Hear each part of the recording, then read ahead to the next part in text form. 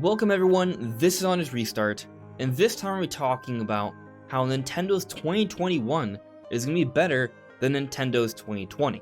Now before we jump into things, I want to quickly talk about my social media. There is a Twitter page, a Discord community, a Patreon page, and a Twitch channel. If you are interested in any of that, check it all out, it's linked in the description below, and of course, if you like what you're seeing here, subscribe. So when I say that Nintendo's 2021 is going to be better than 2020, I'm not specifically referring to sales. I do think sales are going to be pretty darn good next year. They may rival this year's sales. They potentially could surpass them. I think there is that potential.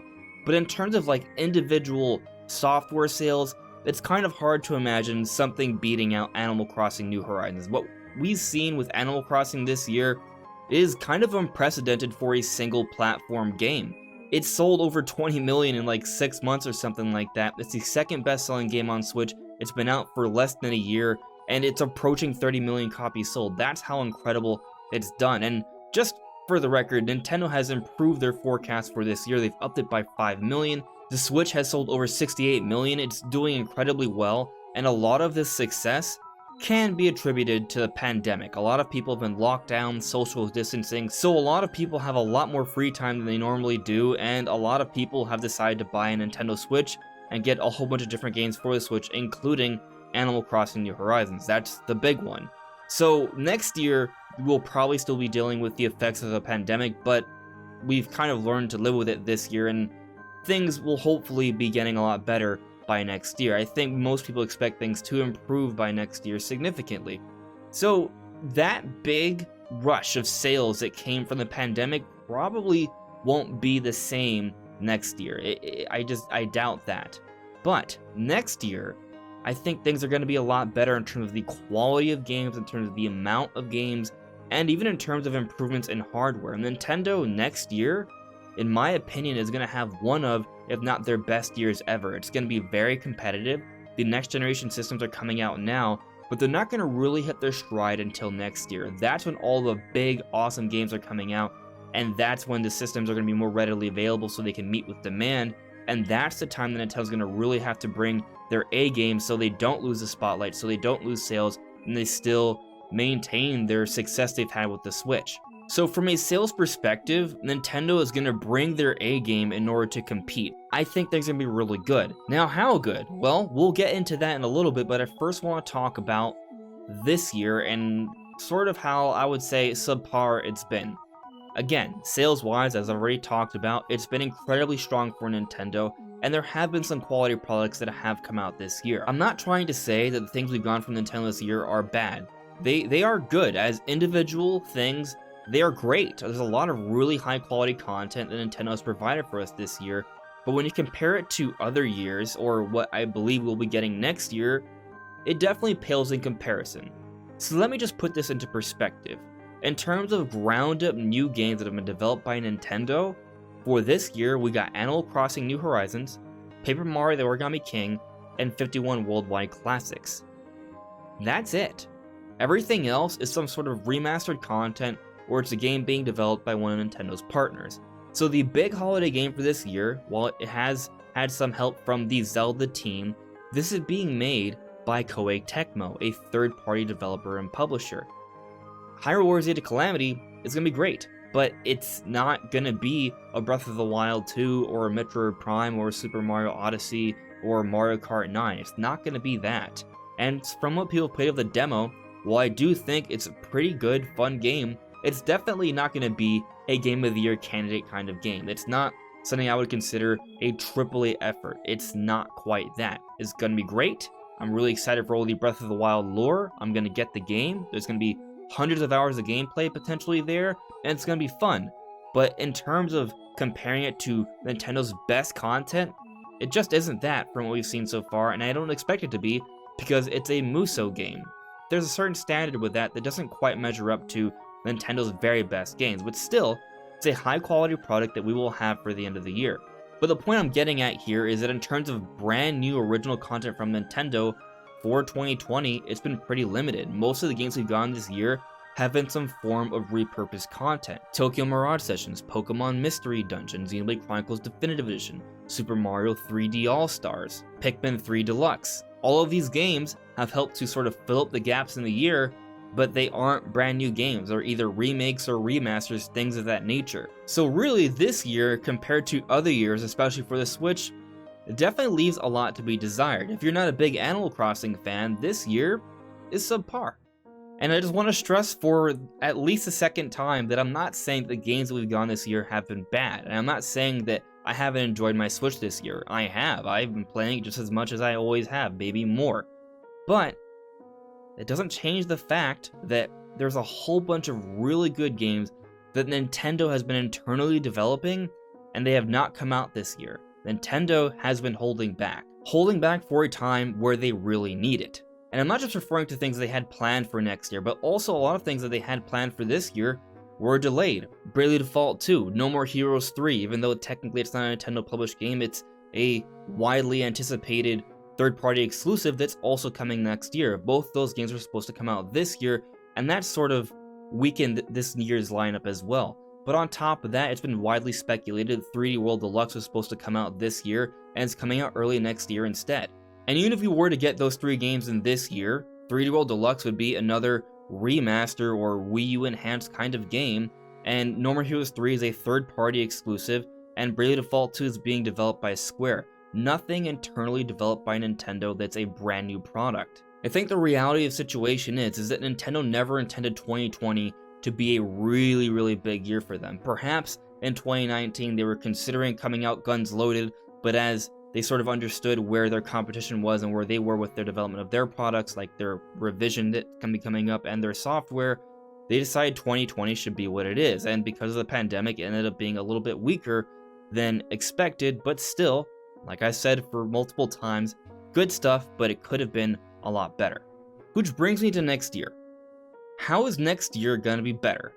It's going to be tough for Nintendo to compete sales-wise, but because of the next-gen competition, and because of where the Switch is at in its life cycle, Nintendo's definitely going to want to come out guns loaded, try and peak in terms of quality, and hopefully that peaking in terms of quality really does continue to improve sales, and the Switch gets to a point where it ends up having the potential of being the best-selling hardware for Nintendo ever. They have that potential here. Maybe you could argue they're already in that sort of window where they may achieve that. They're at that pace, but I'm not entirely sure yet. I think for sure the Switch will overall pass 100 million, but will it ever get to 150 million where the Nintendo DS is sold?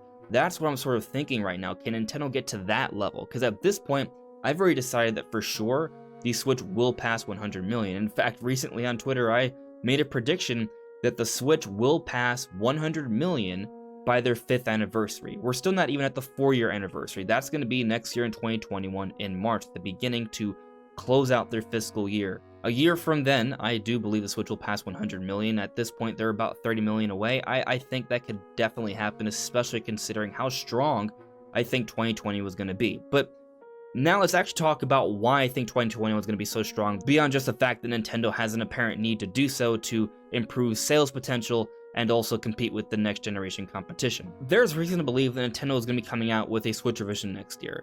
In fact, not just one Switch revision, perhaps even 2. We've seen in the operating system data mines that there are plans to have other revisions come out later in the future. Early in the Switch's life cycle, we saw similar data mines, and at that time, we only had the one Switch. But sure enough, about a year or year and a half later, 2 more Switches came out, the Switch Lite and the revised Switch that we now use as the base Switch, the one with the red boxing now, as opposed to the original boxing we once had when the Switch first launched. If the pattern follows, we will see 2 more variants of the Switch next year. I'm not sure what those are going to be. At least one, I think, will be an improved version of the base Switch we have now.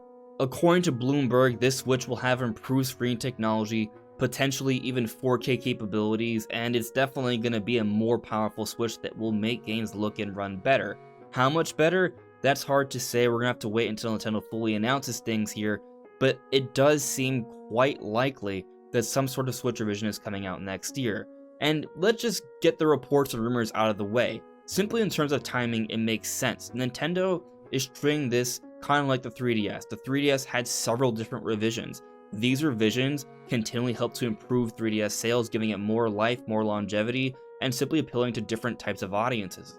Nintendo's going to do something similar with the Switch. They've already done it with the Switch Lite. The Switch Lite is a cheaper, more mobile version of the Switch. You can't dock it, but if you don't care for playing on the TV and you just want a cheaper version to play these awesome games, the Switch Lite is for you.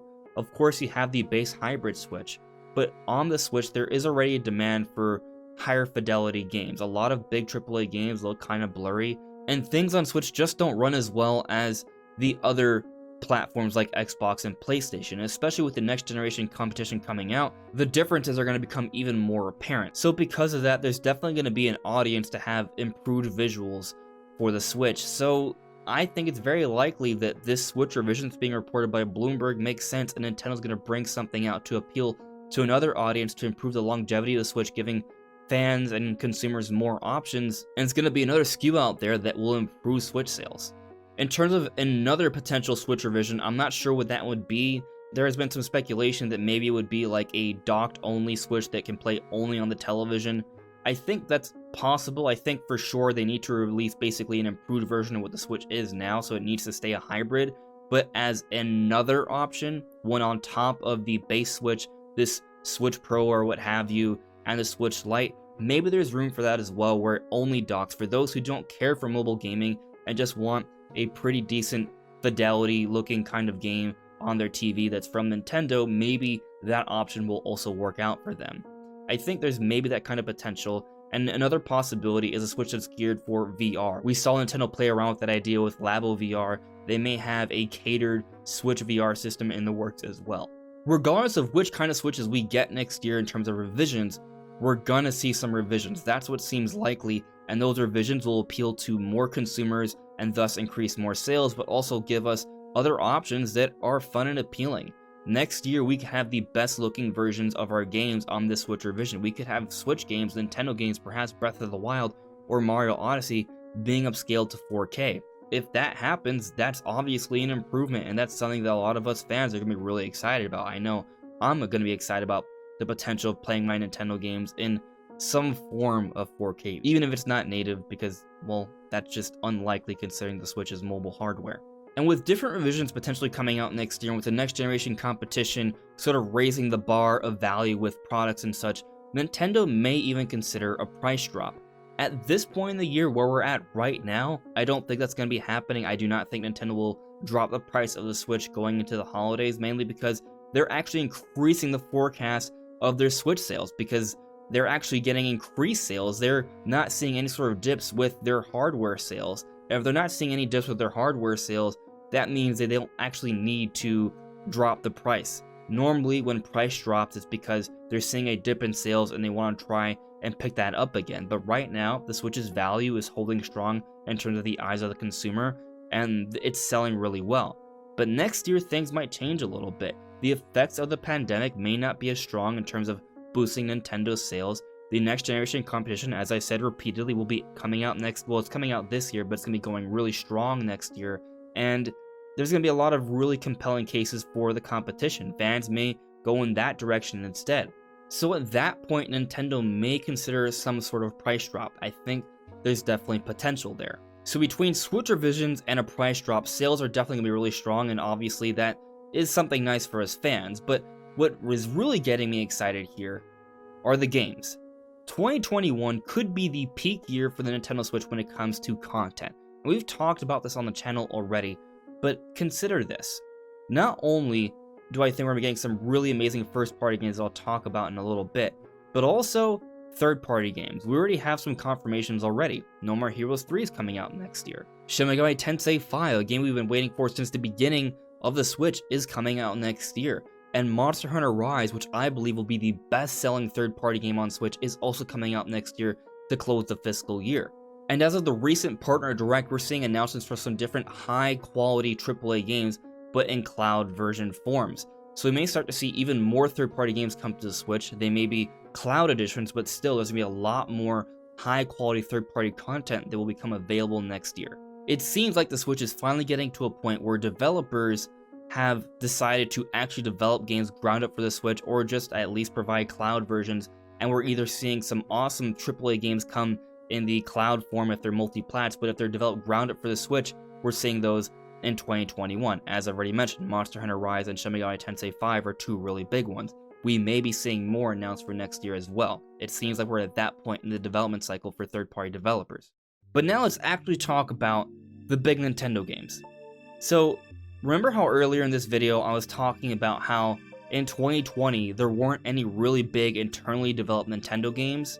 Well, it's probably because they were saving those games for next year, or not quite ready with them in terms of development. But next year, they will be. Next year, we're going to see some really awesome things. The really big one that we know about is The Legend of Zelda Breath of the Wild 2, or whatever it's going to be called, the sequel to Breath of the Wild. It's probably coming out next year.